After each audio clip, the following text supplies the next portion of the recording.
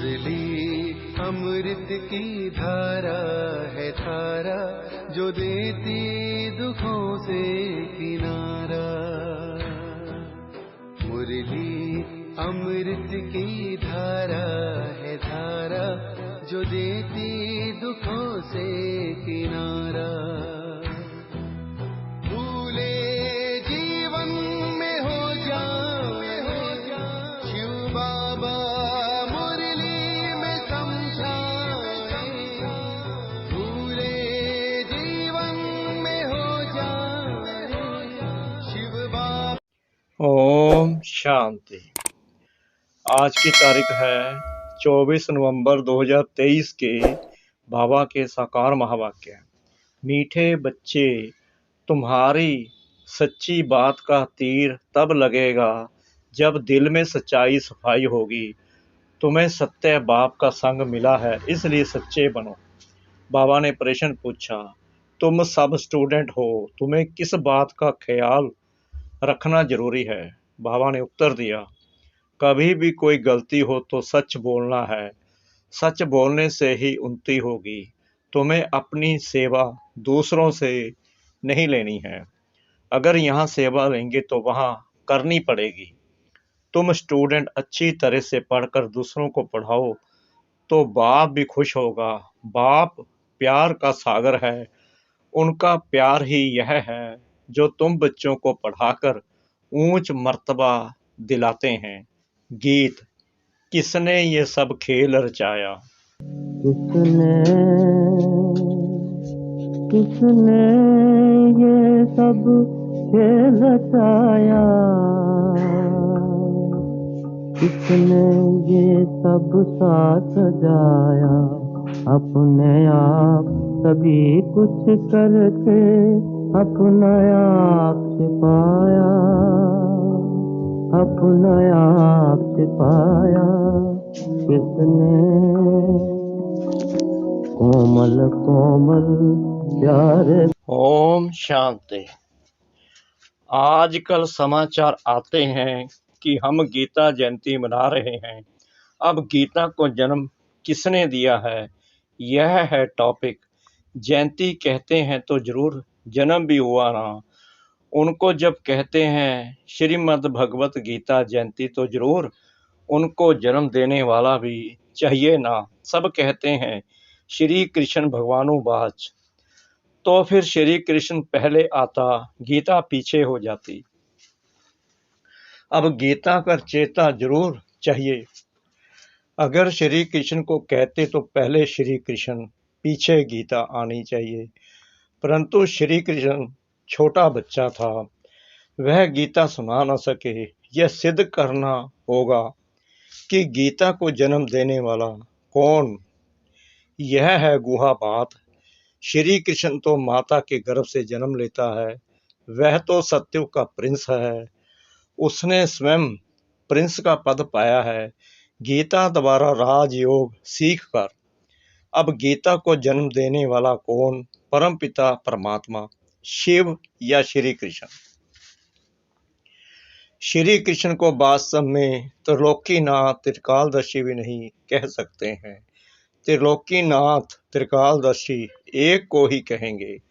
त्रिलोकीनाथ माना तीनों लोकों पर राज्य करते हैं, मूल, सूक्ष्म, स्थूल। इन तीनों को कहा जाता है त्रिलोकी। इनको जानने वाला त्रिलोकीनाथ त्रिकालदर्शी परमपिता परमात्मा शिव है।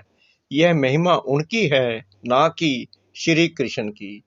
श्री कृष्ण की महिमा है 16 कला संपूर्ण, सर्वगुण संपन्न। उनकी भेंट करते हैं चंद्रमा से। परमात्मा की भेंट चंद्रमा से नहीं करेंगे। उनका कर्तव्य ही अलग है। वह है गीता को जन्म देने वाला रचेता। गीता के ज्ञान व राजयोग से ही देवताएं क्रिएट होते हैं। मनुष्यों को देवता बनाने के लिए बाप को आकर नॉलेज देनी पड़ती है। अब यह समझानी देने वाले बड़े ही होशियार ब्रह्म कुमार कुमारियां चाहिए। सभी एक जैसा समझा नहीं सकते। बच्चियां भी तो सब नंबरवार हैं। टॉपिक भी ऐसी रखी जाए कि श्रीमद् भगवत गीता को जन्म किसने दिया। इसके लिए कॉन्ट्रास्ट समझाना है। भगवान तो एक ही है, परमपिता परमात्मा शिव। उस ज्ञान सागर द्वारा ज्ञान सुनकर श्री कृष्ण ने यह पद पाया था। सहज राजयोग से यह पद कैसे पाया, यह समझानी देनी पड़े। ब्रह्मा द्वारा ही पहले बाप ब्राह्मण रचते हैं, सभी वेदों शास्त्रों का सार सुनाते हैं। ब्रह्मा के साथ ब्रह्मा मुख्य वंशावली भी चाहिए। ब्रह्मा को ही त्रिकालदर्शी पने का ज्ञान मिलता है। त्रिलोकी अर्थात तीनों लोकों का भी ज्ञान मिलता है। तीनों काल आदि मध्य अंत को मिलाकर कहा जाता है। और तीनों लोक अर्थात मूल सूक्ष्म स्थूल वतन, यह अक्षर याद करने हैं। बहुत बच्चे भूल जाते हैं। भुलाया है दे अहंकार रूपी माया ने। तो गीता का चेता परमपिता परमात्मा शिव है, ना कि श्री कृष्ण। परमपिता परमात्मा ही त्रिकालदर्शी तथा त्रिलोकी नाथ है। श्री कृष्ण में व लक्ष्मी नारायण में यह नॉलेज है ही नहीं। हाँ, जिन्होंने यह नॉलेज बाप से पाई वह विश्व के मालिक बन गए। जब सदगति मिल गई फिर यह नॉलेज बुद्धि से गुम हो जाती है। सबका सदगति दाता वह एक ही है। वह पुनर्जन्म लेने वाला नहीं है। पुनर्जन्म शुरू हुआ सतयुग आदि से। कलयुग अंत तक 84 जन्म लेते हैं। यह समझानी देनी पड़ती है। सब 84 जन्म नहीं लेते। जिसने ये गीता लिखी उसको त्रिकालदर्शी नहीं कहेंगे। पहले ही लिखा कि श्री कृष्ण भगवानु बाज। यह एकदम रॉन्ग है। रॉन्ग भी होना ही है जरूर। जब सब शास्त्र रॉन्ग हो तभी बाप आकर राइट सुनाए। बरोबर ब्रह्मा द्वारा वेदों शास्त्रों का सच्चा सार सुनाते हैं, इसलिए उन्हें सत्य कहा जाता है। अब तुम्हारा है सत्य के साथ संग, जो तुमको सत्य बनाते हैं। प्रजापिता ब्रह्मा और उनकी मुख्य वंशावली यह जगदम्बा सरस्वती। प्रजापिता ब्रह्मा के सभी बच्चे आपस में भाई बहन ठहरे। कहाँ भी मंदिरों में जाकर भाषण करना चाहिए। घूमने फिरने भी वहाँ बहुत आते हैं। एक को समझाया तो सत्संग लग जाएगा। शमशान में भी जाना चाहिए, वहाँ मनुष्यों को वैराग्य होता है। परंतु बाबा कहते मेरे भक्तों को समझाने से वह फट से समझेंगे। तो शिव बाबा के मंदिर लक्ष्मी नारायण के मंदिर में जाना पड़े। लक्ष्मी नारायण को बाबा मम्मा नहीं कहते, शिव को बाबा कहते हैं। जरूर मम्मा भी होगी, वह है गुप्त।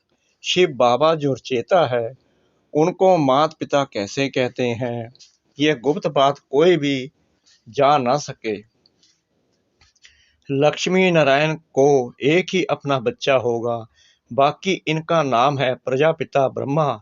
विष्णु और शंकर को ऊंच नहीं रखते, ऊंच त्रिमूर्ति ब्रह्मा को रखते हैं। जैसे रचता शिव परमात्मा को कहते हैं, ऐसे ही ब्रह्मा को भी रचता कहा जाता है। वह तो अविनाशी है ही। रचता अक्षर कहेंगे तो पूछेंगे कैसे रचा। वह तो रचता है ही, बाकी रचना होती है ब्रह्मा द्वारा। अब ब्रह्मा द्वारा परमात्मा सब आत्माओं को सृष्टि के आदि मध्य अंत की नॉलेज देते हैं। वैद शास्त्र आदि सब है भक्ति मार्ग की सामग्री। भक्ति मार्ग में आधा कल्प चलता है, यह है ज्ञान कांड। जब भक्ति मार्ग पूरा होता है तब सब पतित तमो प्रधान बन जाते हैं। तब मैं बाप आता हूँ। पहले सतो प्रधान से सतो रजो तमो में आते हैं। ऊपर से जो पवित्र आत्माएं आती हैं उन्होंने कोई ऐसा कर्म नहीं किया है जो उनको दुख भोगना पड़े। क्राइस्ट के लिए कहते हैं उनको क्रॉस पर चढ़ाया, परंतु यह तो हो ना सके। नई आत्मा जो धर्म स्थापन करने अर्थ आती हैं उनको दुख मिल नहीं सकता, क्योंकि वह तो कर्मातीत अवस्था वाला मैसेंजर धर्म स्थापन करने आया। लड़ाई में भी जब कोई मैसेंजर भेजते हैं तो वह सफेद झंडी ले आते हैं, जिससे वह लोग समझ जाते कि यह कोई मैसेज ले आया है। उनको कोई तकलीफ नहीं देते हैं। तो मैसेंजर जो आते हैं उनको कोई क्रॉस पर चढ़ा ना सके। दुख आत्मा ही भोगती है, आत्मा निर्लेप नहीं है, यह लिखना चाहिए। आत्मा को लेप कहना रॉन्ग है। बाबा कह रहे हैं आत्मा निर्लेप नहीं है, यह लिखना चाहिए। आत्मा को निर्लेप कहना रॉन्ग है। यह किसने कहा? शिव भगवानुवाच।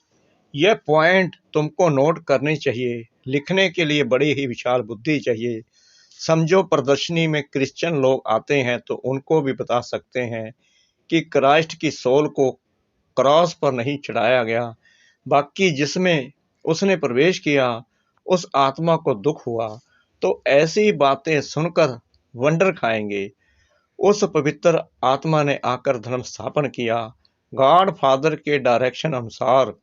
यह भी ड्रामा को भी कई लोग समझते हैं, परंतु उसके आदि मध्य अंत को नहीं जानते। ऐसी ऐसी बातें सुन वह लोग कुछ समझने की कोशिश करते हैं। कृष्ण को भी कोई गाली दे ना सके। बरोबर गालियां अभी ही मिल रही हैं।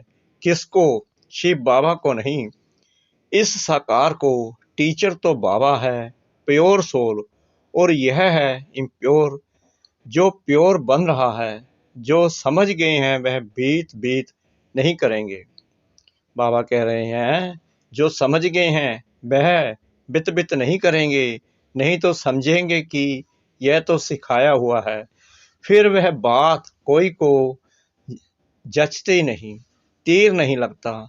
सच्चाई बहुत चाहिए। जो खुद विकारी होगा वह औरों को कहे काम मां शत्रु है तो तीर लग नहीं सकता। जैसे पंडित का मिसाल, राम राम कहने से नदी व सागर पार कर जाएंगे। यह अभी की बात है। शिव बाबा कहते हैं मुझे याद करने से तुम इस विशेष सागर से पार हो जाएंगे। कौन सा सागर? यह पंडित नहीं जानते। विशाल्य से शिवालय में चले जाएंगे। बड़ी अच्छी रीति से श्रीमत पर चलना है। कहते हैं ना कि बाबा चाहे प्यार करो चाहे ठुकराओ।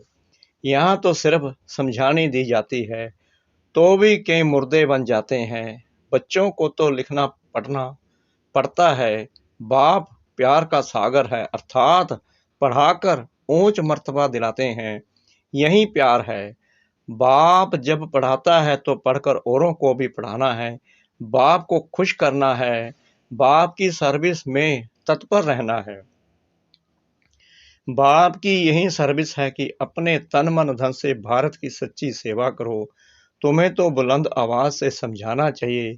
सभी नंबरवार हैं, राजधानी में भी नंबरवार होंगे। टीचर समझ जाते हैं कि यह देवी राजधानी में क्या नंबर लेंगे। सर्विस से समझ सकते हैं कौन कौन मुखिया बनेंगे। खुद भी समझते हैं कि हम बाबा मम्मा जितनी सर्विस नहीं करते, तो दास दासियां बनना पड़ेगा। आगे चलकर तुम सबको सारा ही मालूम पड़ेगा। हम श्रीमत पर ना चले, सब क्लियर हो जाएगा। तुम बच्चे इस समय स्टूडेंट हो, इस समय तुम अपनी दासियां बनाएंगे तो खुद भी दासी बनना पड़ेगा। यहाँ महारानी बनना दे अभिमान है। सच कहना चाहिए कि बाबा यह भूल हुई। अभी संपूर्ण तो सभी बने नहीं हैं। इम्तिहान में जब नापास होते हैं तो शर्माते भी हैं। बाबा का रात्रि में ख्याल चला कि मनुष्य 21 जन्म कहते, गायन भी करते। अभी यह ईश्वरीय जन्म एक अलग है। 8 जन्म सतयुग में, 12 जन्म त्रेता में, 21 जन्म द्वापर में, 42 जन्म कलयुग में। यह तुम्हारा ईश्वरीय जन्म सबसे ऊंच जन्म है, तो एडॉप्टेड है। तुम ब्राह्मणों का ही यह सौभाग्यशाली जन्म है। अच्छा, मीठे मीठे सिकला दे बच्चों प्रति माता पिता बाप दादा का याद प्यार और गुड मॉर्निंग। रूहानी बाप की रूहानी बच्चों को नमस्ते। हम रूहानी बच्चों की रूहानी बाप दादा को श्रद्धा भरी प्रेम भरी नमस्ते। शुक्रिया बाबा, शुक्रिया बाबा, शुक्रिया बाबा इस मीठी मीठी मीठी मुरली के लिए। धारणा के लिए मुख्य सार। नंबर 1, प्यार के सागर बाप के प्यार का रिटर्न करना है, अच्छी तरह पढ़कर फिर पढ़ाना है, श्रीमत पर चलना है। नंबर 2, सच्चाई और सफाई से पहले स्वयं में धारणा कर फिर दूसरों को धारणा करानी है। एक बाप के संग में रहना है।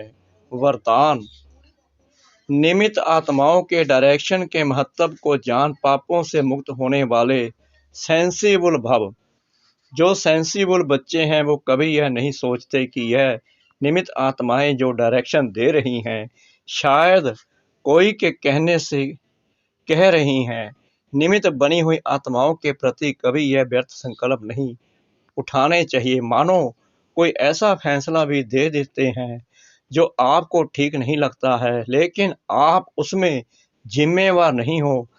आपका पाप नहीं बनेगा, क्योंकि जिसने इन्हें निमित्त बनाया है वह बाप पाप को भी बदल लेगा। यह गुप्त रहस्य, गुप्त मशीनरी है। स्लोगन, ऑनेस्ट वह है जो प्रभु पसंद और विषय पसंद है, आराम पसंद नहीं। मातेश्वरी जी के मधुर महावाक्य। मनुष्य का 84 जन्म है, ना कि 84 लाख योनियां। अभी यह जो हम कहते हैं कि प्रभु हम बच्चों को उस पार ले चलो, उस पार का मतलब क्या है? लोग समझते हैं उस पार का मतलब है जन्म मरण के चक्कर में ना आना, अर्थात मुक्त हो जाना। अब यह तो हुआ मनुष्यों का कहना, परंतु बाप कहते हैं बच्चों, सचमुच जहाँ सुख शांति है, दुख अशांति से दूर है, उसको कोई दुनिया नहीं कहते। जब मनुष्य सुख चाहते हैं तो वो भी इस जीवन में होना चाहिए। अब वो तो सतयुगी वैकुंठ देवताओं की दुनिया थी, जहाँ सर्वदा सुखी जीवन थी। उसी देवताओं को अमर कहते थे। अब अमर का भी कोई अर्थ नहीं है। ऐसे तो नहीं, देवताओं की आयु इतनी बड़ी थी जो कभी मरते नहीं थे। अब यह कहना उन्हों का रोंग है, क्योंकि ऐसे है नहीं। उनकी आयु कोई सतयुग त्रेता तक नहीं चलती है, परंतु देवी देवताओं के जन्म सतयुग त्रेता में बहुत हुए हैं। 21 जन्म तो उन्होंने अच्छा राज्य चलाया है, और फिर 63 जन्म द्वापर से कलयुग के अंत तक टोटल उन्हों के जन्म चढ़ती कला वाले 21 हुए और उतरती कला वाले 63 हुए। टोटल मनुष्य 84 जन्म लेते हैं। बाकी यह जो मनुष्य समझते हैं कि मनुष्य 84 लाख योनियां भोगते हैं, यह कहना भूल है। अगर मनुष्य अपनी योनि में सुख दुख दोनों पार्ट भोग सकते हैं तो फिर जानवर योनि में भोगने की जरूरत ही क्या है? अब मनुष्यों को यह नॉलेज ही नहीं। मनुष्य तो 84 जन्म लेते हैं, बाकी सृष्टि पर जानवर पशु पंछी आदि टोटल 84 लाख योनियां अवश्य हैं। अनेक किस्म की जैसे पैदाइश है, इसमें भी मनुष्य योनि में ही अपना पाप पुण्य भोग रहे हैं, और जानवर अपनी योनियों में भोग रहे हैं। ना मनुष्य जानवर की योनि लेता और ना जानवर मनुष्य योनि में आता है। मनुष्य को अपनी योनि में यानी जन्म में भोगनी पड़ती है तो दुख सुख की महसूसता आती है। ऐसे ही जानवर को भी अपनी योनि में सुख दुख भोगना है, मगर उन्हों में यह बुद्धि नहीं कि यह भोगना किस कर्म से हुई है। उन्हों की भोगना को भी मनुष्य फील करता है, क्योंकि मनुष्य है बुद्धिवान। बाकी ऐसे नहीं, मनुष्य कोई 84 लाख योनियां भोगते हैं। जैसे देखो गुरु नानक साहब ने ऐसे महावाक्य उच्चारण किए हैं, अंत काल में जो पुत्र सिमरे, ऐसी चिंता में जो मरे, सुअर की योनि में बल बल उतरे। परंतु इस कहने का मतलब यह नहीं है कि मनुष्य कोई शुक्र की योनि लेता है, परंतु शुक्र का मतलब यह है कि मनुष्यों का कार्य भी ऐसा होता है जैसे जानवरों का कार्य होता है। बाकी ऐसे नहीं कि मनुष्य कोई जानवर बनते हैं।